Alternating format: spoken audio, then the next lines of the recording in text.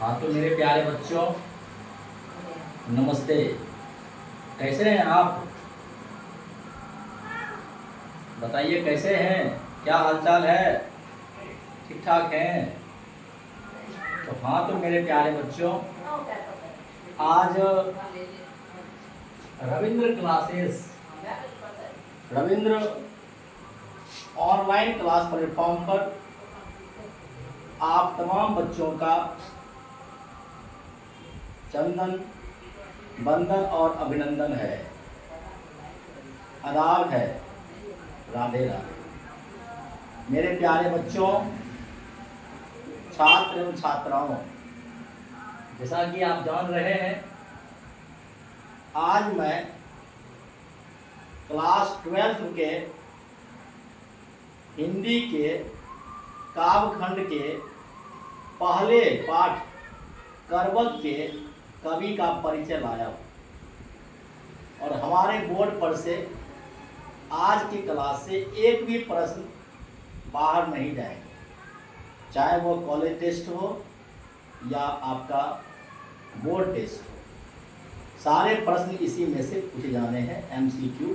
जो 2-4 क्वेश्चन बनेगा यहीं से बनेगा, इसी पाठ से पूछे जाने वाले प्रश्न यहीं से आएंगे। तो मेरे प्यारे छात्र छात्राओं, मैं तमाम बच्चों को कहना चाहूँगा, मेरे इस चैनल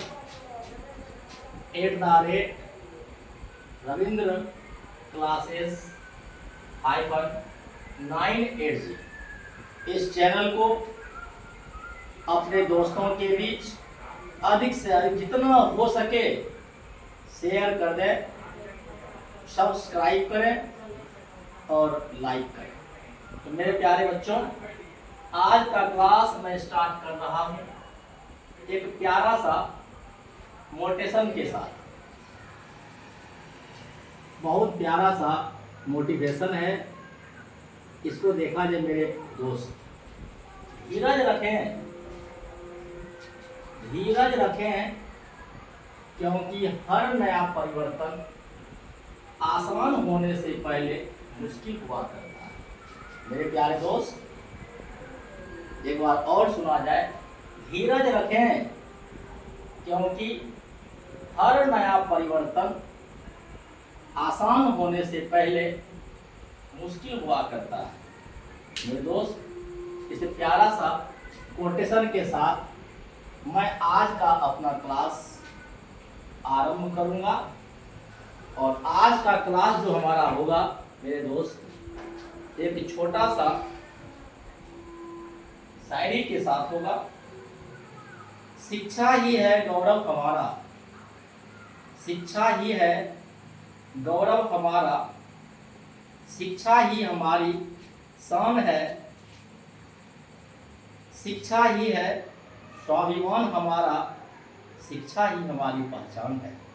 मेरे दोस्तों, यदि यह शायरी आपको अच्छी लगी तो एजुकेशन के नाम पे, एजुकेशन पहचान के नाम पर मेरे इस चैनल को सब्सक्राइब करें, लाइक करें, कमेंट करें और अपने दोस्तों के बीच अधिक से अधिक शेयर करें।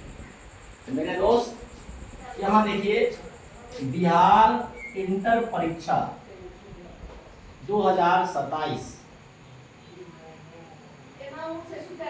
के लिए बताया गया है। हम लोग जो किताब पढ़ते हैं मेरे दोस्त, यह किताब 2 खंड में बटा हुआ है, 2 खंड में यह पुस्तक बटा हुआ है। देखिए, एक है मेरे दोस्त गद्य खंड, जिसमें आपको कुल मिलाकर के 13 अध्याय पढ़ना है। और मेरे प्यारे, दूसरा है काव्य खंड, जिसमें आपको 13 अध्याय पढ़ना है। मेरे दोस्त, कुल मिलाकर के कुल अध्याय आपके सिलेबस में 26 है, जिसमें 13 काव्यखंड और 13 गद्यखंड है।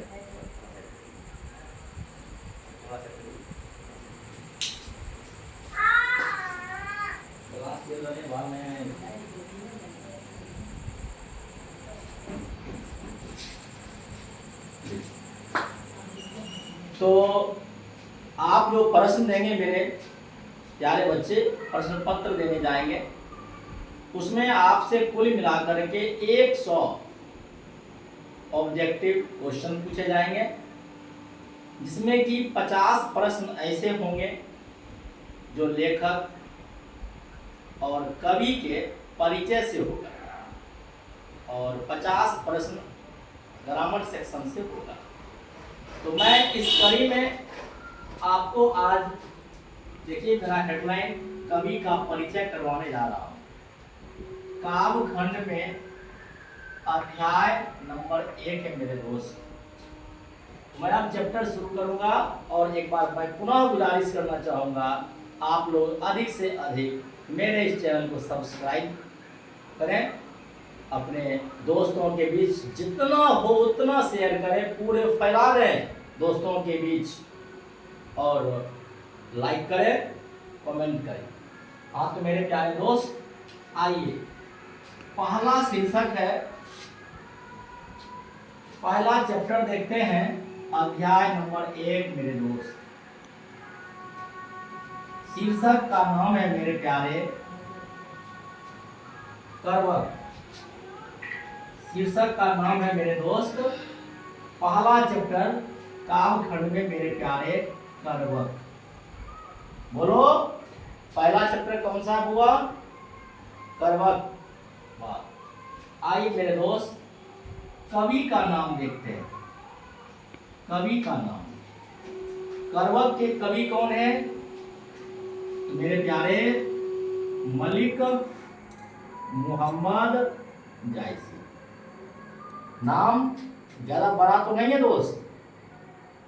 किसी बच्चे का कमेंट आ रहा है, हाँ सर नाम थोड़ा बड़ा है, तो मैं इसका ट्रीटमेंट करता हूँ। देखा जाए, मलिक है, इसका पहला एम ले लीजिए, फिर मोहम्मद है, दोबारा एम ले लीजिए, जायसी है, इसका जे ले लीजिए मेरे प्यारे, M M J, Malik Mohammad Jayasi. नाम याद रहेगा। कई बार डायरेक्ट क्वेश्चन पूछा जाता है कि करवक के कवि कौन है, तो आप बोल देंगे मलिक मोहम्मद जायसी। आगे देखिए प्यारे, पूछेगा जन्म, मलिक मोहम्मद जायसी का जन्म कब हुआ था? तो इनका जन्म है मेरे प्यारे 15वीं सदी। सदी को आप शताब्दी, शतक के नाम से जानते हो। 100 वर्ष का एक सदी होता है। 15वीं सदी का कहने का मतलब है 1401 से लेकर 1499 तक इसकी काउंटिंग 15वीं सदी में होती है। तो मेरे प्यारे अब आइए इस वर्ड को देखते हैं। उत्तरार्ध क्या होता है मेरे दोस्त? उत्तरार्ध क्या होता है? मैंने क्या कहा? 100 वर्ष का एक सदी होता है। 100 वर्ष का एक सदी होता है। शुरू का पहला 50 जो होता है मेरे प्यारे, 1 से लेकर 50 तक, इसे हम पूर्वार्ध कहते हैं। ओके, 1 से 50 तक क्या कहलाएगा बुआ? पूर्वार्ध। और फिर 51 से 100 तक दूसरा 50 जो होगा मेरे प्यारे, वह कहलाएगा उत्तरार्ध। तो अब मुझे उम्मीद है आप उत्तरार्ध में बिल्कुल नहीं फंसेंगे, बता देंगे दोस्त। आइए अब एक वर्ड लिख रहा है अनुमानता। अनुमानता का क्या मतलब? इनके बारे में कहीं जन्म के बारे में कोई किताब में नहीं लिखा गया है। यदि किताब के बारे में लिखा जाता, किसी बुक में लिखा जाता, तो इस वर्ड की कोई आवश्यकता नहीं थी। किसी वर्ड कोई किताब में नहीं लिया गया। एक अनुमान लगाया गया कि एम जे का जन्म 1492 में हुआ होगा। मेरे दोस्त आपसे क्वेश्चन देगा, एम जे का जन्म कब हुआ? बोल दोगे 1492। बोलो, क्लियर यहां तक? बहुत अच्छा। आइए मेरे प्यारे, अब मैं पढ़ा रहा हूं आपको निवास स्थान के बारे में बता। ये रहते कहाँ थे? एम जे कहाँ निवास करते थे दोस्त? देखिए, आपसे राज्य पूछेगा मेरे प्यारे, आप बोलेंगे यूपी। राज्य क्या बोलोगे? यूपी। यू माने उत्तर, पी माने प्रदेश। उत्तर प्रदेश में पूछा जाए कहाँ, तो बउआ एक डिस्ट्रिक्ट है अमेठी। जिला का नाम क्या है बुआ? अमेठी।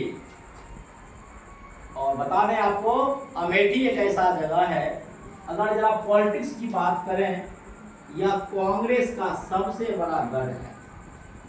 यहाँ पहले भी गढ़ था एक समय में, और आज भी है। इस क्षेत्र से किसी भी व्यक्ति को कांग्रेस पार्टी से खड़ा कर दिया जाए, वह व्यक्ति आसानी से चुनाव जीत सकता है। मेरे दोस्त, अब आइए गांव की बात करते हैं। MMJ जायस गांव के थे। देखो मेरे प्यारे, यहाँ पर भी एक पॉइंट छिपा हुआ है। ये जायस गांव के थे। जायस गांव के होने के कारण, अब यहाँ देखिए, इनके नाम के आगे लगा मेरे दोस्त जायसी। आ रहा है समझ में? कहीं कोई प्रॉब्लम? आइए मेरे दोस्त, अब हम लोग पढ़ते हैं MMJ के पिता का क्या नाम। देखिए वो, इनके पिता का नाम था मलिक शेख ममरेज। MMJ के पिता का नाम मलिक शेख ममरेज, यह इनके पिताजी थे। आइए मेरे दोस्त, अब गुरु की बात करते हैं।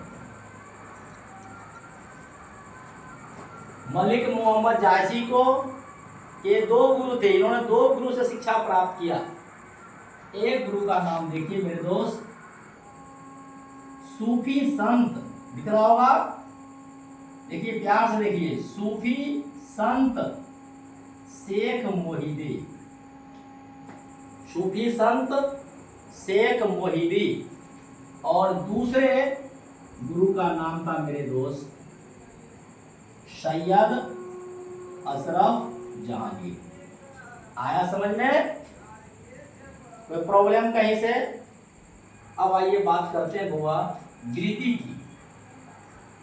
मेरे प्यारे, क्या वृत्ति आप समझ रहे हो या नहीं?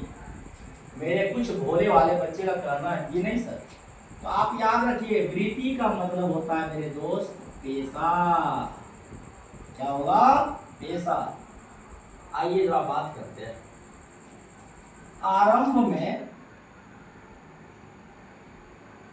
में का मतलब है मेरे प्यारे, शुरू में, जायस में रहते हुए, शुरू में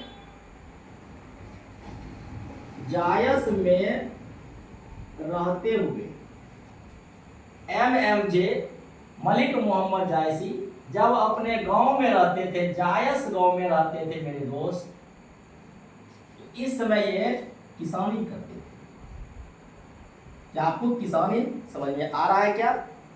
किसानी का मतलब ये किसान थे, खेती बाड़ी किया करते। एक सेकेंड स्टेप देखिए, और ये कुछ दिन तक इन्होंने किसानी का काम किया। इसके बाद अब यहां पर ये बाद में शेष जीवन इनका फकीरी में बीता। कुछ दिन खेती किए, इसके बाद ये फकीर के साथ इधर से उधर भटकते रहे MMJ। मैं बताना चाहूंगा आपको, मेरे तमाम बहादुरों को, ये बचपन में अनाथ हो गए। बचपन तो आपको समझ में आ रहा हो मेरे दोस्त, जब ये छोटा थे, जब ये बच्चे थे, अनाथ हो गए। अनाथ, इनके आगे और पीछे कोई नहीं बचा। इनकी माँ और इनके पिताजी दोनों गुजर गए। अब जरा 1% आप इमेजिन कर लो, सोच लो कितने कष्ट से इनका जीवन कटा होगा। जहाँ तक कि मेरा अनुभव है, ये कोई नई बात भी नहीं है। जितने अच्छे अच्छे साइंटिस्ट हुए हैं मेरे दोस्त, अच्छे अच्छे राइटर हुए हैं, अच्छे अच्छे फिलोसफर हुए हैं, सबों का बचपन में किन्हीं की माँ गुजर गई, किन्हीं के पिताजी गुजर गए, किन्हीं के दोनों गुजर गए। मैं कह सकता हूं कुल मिलाकर के सबों का करीब करीब जीवन अनाथ में ही बीता। क्या दोस्त, यहां तक आप समझ गए? यहां तक इंपॉर्टेंट क्वेश्चन बनेगा, करवत के कवि कौन है? मलिक मोहम्मद जायसी। क्या बोलोगे दोस्त? करवत के कवि कौन है? मलिक मोहम्मद जायसी। तब पूछा जाएगा जायसी का जन्म 1492। फिर पूछा जाएगा जायसी का निवास स्थान उत्तर प्रदेश अमेठी। पिता का नाम कहेगा मलिक शेख ममरेज। और पूछा जाएगा कौन से ऐसे कवि हुए जो बचपन में अनाथ हो गए। ऑप्शन में अगर MMJ हो मेरे प्यारे निश्चित मार देना, यह आंसर सही होगा। आते मेरे दोस्त किस लाइन में। अब जरा बात करता हूं मैं व्यक्तित्व का। क्या आपको व्यक्तित्व समझ में आ रहा है मेरे दोस्त? इनकी पर्सनालिटी कैसी थी सब जानते हो। कुछ लोग स्मार्ट हुआ करते हैं, बहुत सुंदर दिखने में हुआ करते हैं। कुछ लोग शामले होते हैं, जैसे हमारे कृष्ण जी थे। और इनकी प्रेमिका राधा को ले ली थी, जबरदस्त सुंदर थे। क्या आपने 11वीं में पढ़ा होगा कि राधा के मुंह की तुलना चंद्रमा से की गई और कहा गया चांद भी राधा के मुंह के समान नहीं है। कमल के फूल की तुलना इनके आंख से की गई, कहा गया कमल का फूल भी इनके आंख के समान नहीं है। दैट मीन्स सबका अपना अपना व्यक्तित्व है। लेकिन हमारे ये जो थे जनाब, कौन? MMJ, ये रंग में काले थे, काला कलर था इनका, सांवले भी नहीं थे, काले थे। मेरे दोस्त जब ये बच्चा थे ना, इन्हें चेचक हो गई। चेचक आ रहा है समझ में दोस्त? चेचक क्या होता है? चेचक आप लोग गांव में नाम सुने होंगे माता मैया का।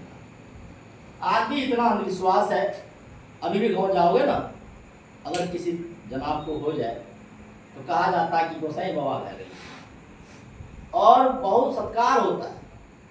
तो MMJ जो है मलिक मोहम्मद जायसी, जब ये बच्चा थे तो इनको चेचक हो गया था। पता है ना चेचक के बाद क्या होता है? पूरे चेहरा गड्ढा गड्ढा हो जाता है, पूरे मुंह इनका गड्ढा गड्ढा था और काला भी थे। गड्ढा भी था, काला भी थे। अब सोच सकते हो कि देखने में कितना खूबसूरत लगते हो। अरे देखो, खूबसूरत नहीं, क्रूप लगते थे, क्रूप। एक तो काला और दूसरा पूरे मुंह में गड्ढा गड्ढा, काले थे। और देखिए इसी को मैंने लिखा, यह रूपहीन थे। रूपहीन का मतलब क्या दोस्त? सुंदर नहीं थे। अब देखिए इनका बायां आंख, देखो दोस्त, जहां जहां मैं अंडरलाइन करता हूं वहां वहां आप अपना नजर रखो। इनका जो बायां आंख था वो बाएं आंख से वंचित थे। इनका बायां आंख काम नहीं करता था दोस्त। बता दूं मैं, इनका बायां कान भी काम नहीं करता। हो सकता है प्रश्न बना दे, मलिक मोहम्मद जायसी का कौन सा कान काम नहीं करता था, या किस कान से वंचित थे? ऑप्शन ए बायां, ऑप्शन बी दायां, ऑप्शन सी दोनों, ऑप्शन डी कोई नहीं। क्या हुआ दोस्त? हाँ सर, बायां, बिल्कुल सही बात। पूरा एक्टिव रहिए क्लास में। देखो मेरे दोस्त, ये मृदु भाषी थे। आपको समझ में आता है मृदु भाषी? मृदु भाषी का मतलब कम बोलते थे, जितनी आवश्यकता होती थी उतना ही बोलते थे, ज्यादा नहीं बोलते थे। और देखो मेरे दोस्त, ये स्वभावतः संत थे। स्वभावतः संत का मतलब क्या दोस्त? साधु महात्मा के समान थे। हो सकता है एक यहाँ भी प्रश्न तैयार कर ले, कौन सा ऐसा कवि थे जो स्वभाव से संत थे? आप क्या कहेंगे? MMJ। मेरे दोस्त आइए, ये बहुत महत्वपूर्ण होने वाला है मेरे प्यारे, देखिएगा। जरा बात करते हैं कीर्तियां की। क्या आप कीर्तियां समझते हो? इन्होंने कौन कौन सी पुस्तकें लिखी? देखो मेरे दोस्त, यहां से मुझे लगता है एक क्वेश्चन पक्का है, हर परीक्षा में लगभग यहां से प्रश्न पूछे ही जाते हैं। MMJ अर्थात मलिक मोहम्मद जायसी की फर्स्ट रचना है मेरे दोस्त, दिख रहा है क्या? पद्मावत। सेकंड अखरावत। तीसरा देखेंगे चित्ररेखा। चौथा देखेंगे आखिरी कला।